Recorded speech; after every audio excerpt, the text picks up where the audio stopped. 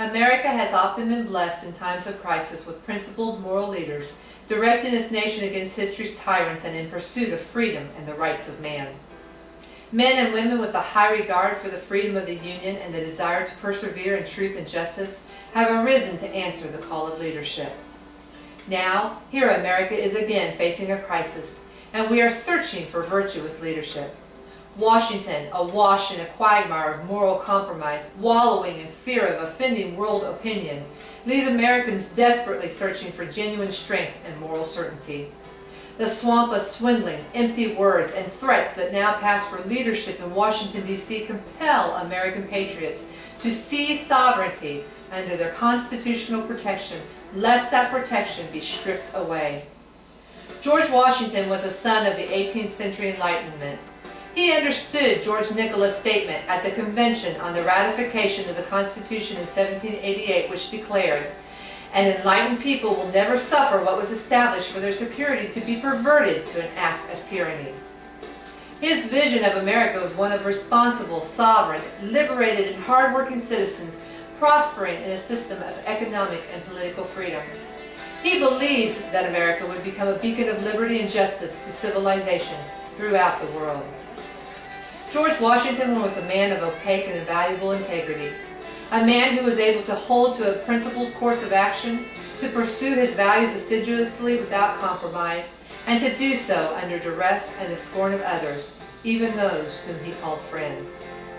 He did not just espouse a vision, he took action in order to achieve and defend it, even when he would have rather been secluded in the comforts of Mount Vernon.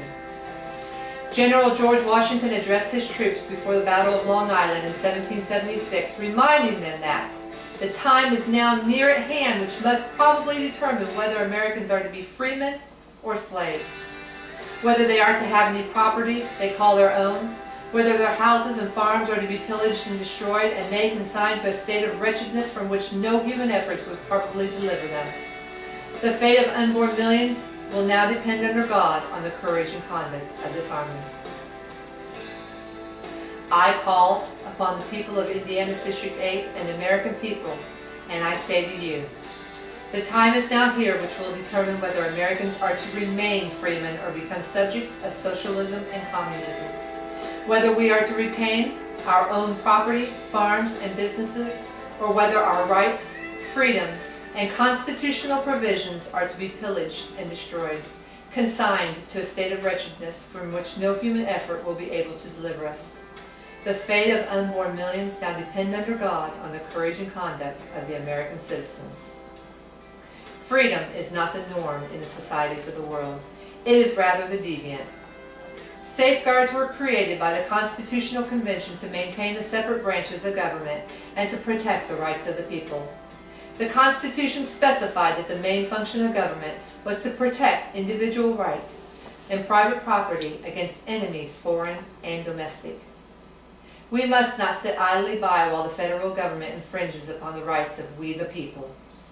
Remember this, it is better to stand for freedom and be thought a fool than to sit silently by and prove to be one.